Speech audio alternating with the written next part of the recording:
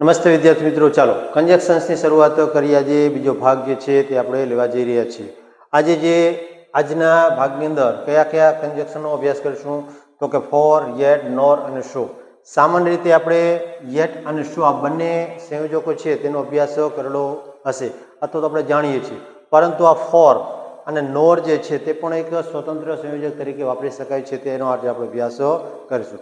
તો ચાલો શરૂઆત કરી દઈએ આપણા કન્જક્શનથી, બરાબર। તો સૌપ્રથમ આ કન્જક્શન જે છે કોઓર્ડિનેટિંગ કન્જક્શન તરીકે ઓળખાય છે। તો કોઓર્ડિનેટિંગ કન્જક્શન છે એ શું છે તો કે coordinate conjunctions are used to join words, phrases or independent clause in a structure of a sentence, grammatical sentence. ટૂંકમાં કહીએ તો શું કહેવા માંગે છે તો કે કોઓર્ડિનેટ કન્જક્શન એવા કન્જક્શન છે, એવા સંયોજક છે કે જે બે શબ્દો, બે શબ્દ સમૂહો અથવા તો બે વાક્યો જે છે તેને જોડે છે, બરાબર। તો અહીંયા આપણે જોઈ શકીએ છીએ સંયોજકો અથવા વધુ વ્યાકરણની દ્રષ્ટિએ સમાન તત્વો સમાન હોવા જોઈએ એવું કહેવા માંગે છે। બે શબ્દ છે, બે શબ્દ સમૂહ અથવા બે સ્વતંત્ર વાક્યો, આ કોઈ પણ છે તેના દ્વારા જોડવામાં આવે છે। તો હવે આપણે આ ચારે ચાર સંયોજકો છે તેનો આજે આપણે અભ્યાસ કરીશું। ચાલો શરૂઆત કરી દઈએ। તો પ્રથમ કયા કયા છે તો કે આના અગાઉના લેક્ચરની અંદર આપણે શીખી ગયા છીએ। શું શીખ્યા છીએ તો કે જ્યારે કયા કયા સંયોજક છે તેનો અભ્યાસ કર્યો તો કે એન્ડ, બટ અને ઓર, આ ત્રણ જે સંયોજક છે આના અગાઉના એટલે કે પ્રથમ ભાગની અંદર આપણે અભ્યાસ કર્યો છે।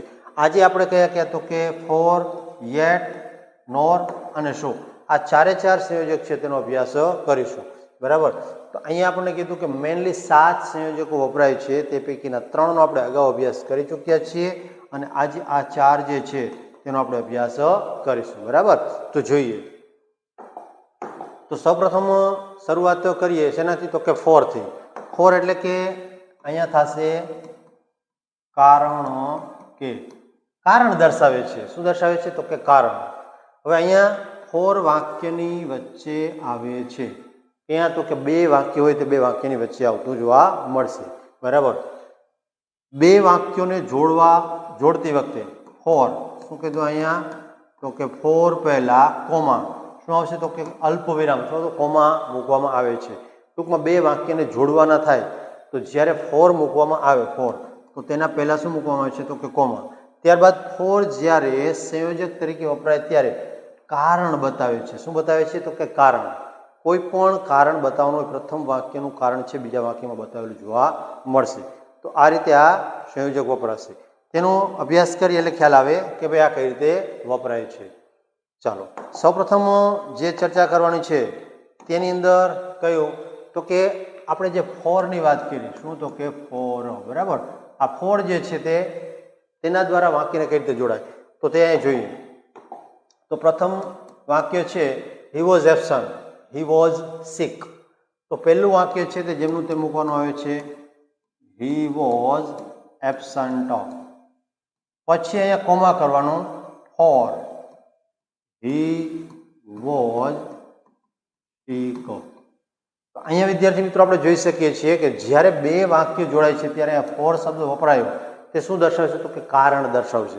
અહીંયા શું કહીશું હી વોઝ એબ્સન્ટ, તે ગેરહાજર હતો, કારણ કે હી વોઝ સિક, કારણ કે તે બીમાર હતો, બરાબર। તો આ પ્રમાણે જ્યારે ફોર જે છે જે રીતે બીકોઝ વપરાય છે તે જ રીતે આ ફોર પણ વપરાતું જોવા મળે છે, એક સંયોજક તરીકે વપરાય છે। હવે બીજું વાક્ય I did not go out, it was raining. શું કહીશું કે I did not go out, પછી કોમા કરવાનું છે ફોર શું કહીશું ઇટ વોઝ રેનિંગ, બરાબર। ઇટ વોઝ રેનિંગ આ પ્રમાણે, બરાબર। તો અહીંયા ત્યાર પછીનું વાક્ય છે તે she is happy, she passed the exam. તો અહીંયા શું કહીશું કે she is happy for she, અહીંયા કોમા રાખવાનું છે, સી પાસ્ડ ધ એક્ઝામ, બરાબર। Next one we stayed inside, the weather was bad. બરાબર, અહીંયા જોડીએ, શું જોડશું? We stayed inside,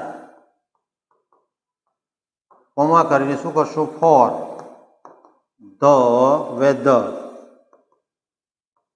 was bad. અમે ઘરે રહ્યા, તો અંદર રહ્યા, ઇનસાઇડ, કારણ કે વાતાવરણ કેવું હતું? ખરાબ હતું. બરાબર, ચાલો પછીનું વાક્ય છે તે હી spoke softly. He spoke softly for the baby, or the baby was sleeping. અમે ધીમેથી બોલતા હતા, તે ધીમેથી બોલતા હતા, કારણ કે બાળક છે તે સૂઈ રહ્યું હતું. બરાબર, તો આ રીતે આ ફોર વડે વાક્ય છે તે એકદમ સિમ્પલ રીતે જોડી શકાય છે અને જાણી શકાય છે. ચાલો નેક્સ્ટ, તેના પછીનું સંયોજક છે તે છે યેટ. છતાં પણ અને તેમ છતાં, આ બે અર્થમાં વપરાય છે. વાક્યને ધ્યાનમાં રાખીને તેનો અર્થ છે તે કોઈ પણ કાઢી શકાય છે. અહીંયા યેટ શું કરે છે? તો બે વાક્યને જોડે છે. બીજું વાક્ય પહેલા વાક્યના વિરુદ્ધ, પહેલા વાક્યનો વિરુદ્ધ અર્થ દર્શાવે છે.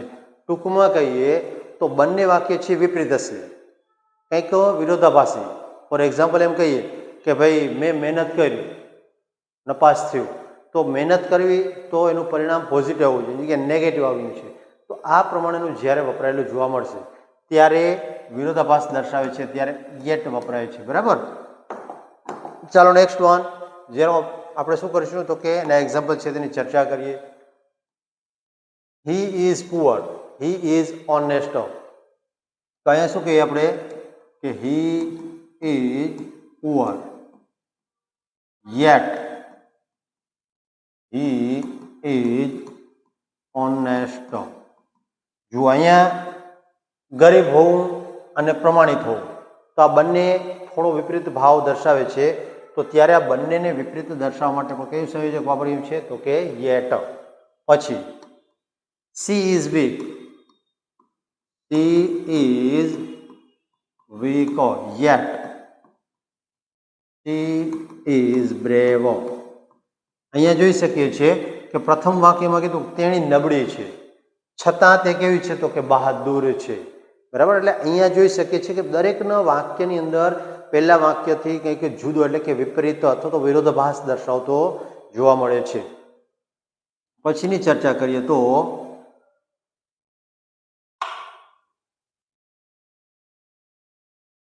ચાલો પછીની ચર્ચા કરીએ તો અહીંયા શું થશે? It was રેઇનિંગ, we went out. તો અહીંયા શું કહીશું આપણે? It was રેઇનિંગ yet we went out. વરસાદ આવતો હતો, આવી રહ્યો હતો, છતાં અમે બહાર ગયા. તો અહીંયા વરસાદ આવે તો સ્વાભાવિકપણે તે ન જવાય પોઝિશનની, તેમ છતાં આપણે બહાર ગયા છે એવું દર્શાવ્યું છે. પછીનું વાક્ય he worked hard, he failed in exam. He worked hard yet, શું કે છે? Yet he failed in exam. તેણે સખત કાર્ય કર્યું, તેમ છતાં તે પરીક્ષામાં ફેલ થયો. પછીનું વાક્ય she was tired, she continued. she was tired yet she continued.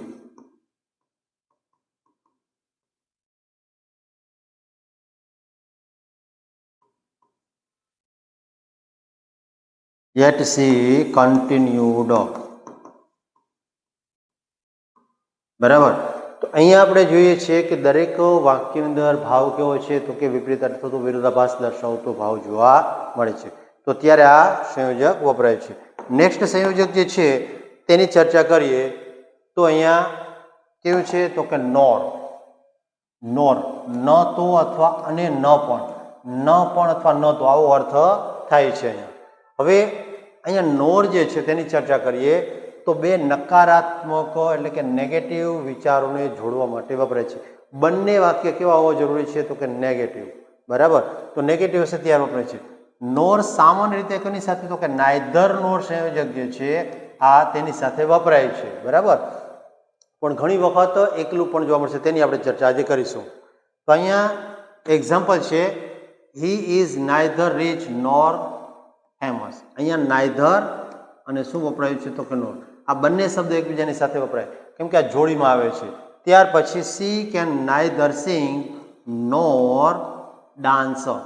તો અહીંયા જ્યારે આ બંને શબ્દ જે છે નાઇધર અને નોર, ત્યારે આપણે જોઈ શકીએ છીએ કે સંયોજક તરીકે શું વપરાયું છે, અહીંયા નોર વપરાયેલું જોવા મળે છે. નોર વિધાઉટ નાઇધર. હવે આ નોર જે છે આ નાઇધર વગર કઈ રીતે વપરાય છે તે આપણે જોવાનું છે આજે, તે ખાસ છે મુદ્દો. અહીંયા જોઈએ કે જ્યારે પહેલું ક્લોઝ એટલે કે પહેલું ક્લોઝ નેગેટિવ, પહેલું વાક્ય જે છે તે નકાર હોય ત્યારે બીજું ક્લોઝ એટલે કે બીજું વાક્ય છે નોરથી શરૂ થાય છે. શું થાય છે? નોરથી શરૂ થાય છે.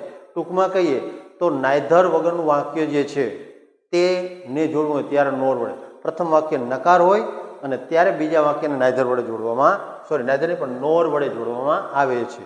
તો તેનો આપણે જોઈએ, અભ્યાસ કરીએ એટલે ખ્યાલ આવશે. ચાલો, અહીંયા વાક્ય જે છે તે ડાયરેક્ટ જવાબ સ્વરૂપે લખાઈ ગયા છે, તેમ છતાં તેનો અભ્યાસ કરીએ. તો અહીંયા જોઈએ આપણે સૌપ્રથમનું વાક્ય છે he did not call me. જો આ વાક્ય કેવું છે તો કે નકાર વાક્ય છે. પછી બીજું વાક્ય છે નોર ડીડ હી મેસેજ મી. બરાબર, અહીંયા બે વાક્ય જે છે અહીંયા આ રીતે જોડવામાં આવે છે, હી ડીડ નોટ મેસેજ મી. અહીંયા પ્રથમ વાક્ય આ તમને આપેલું છે અને બીજું વાક્ય અહીંયા આપેલું છે. તો તે વાક્યને જોડીએ તો કઈ રીતે થાય?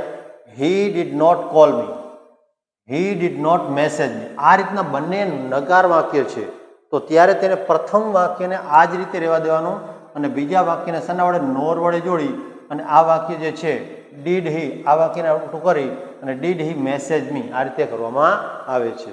બરાબર, પછીનું વાક્ય છે સી કેન નોટ સ્વિમ. તેણી તરી શકતી નથી. નોર કેન સી ડ્રાઈવ. અહીંયા પણ આ બીજું વાક્ય જે છે આ પ્રમાણે વાક્ય હોય તો તેને આ રીતે જોડવામાં આવે છે. કેના વડે? તો કે નોર વડે. બરાબર, ત્યાર પછીનું વાક્ય I never went there nor did I try. હું ક્યારેય ત્યાં ગયો નથી અને ક્યારેય પ્રયત્ન પણ કર્યો નથી. આ વાક્ય શેના દ્વારા જોડાયું છે તો કે નોર વડે જોડવામાં આવ્યું છે.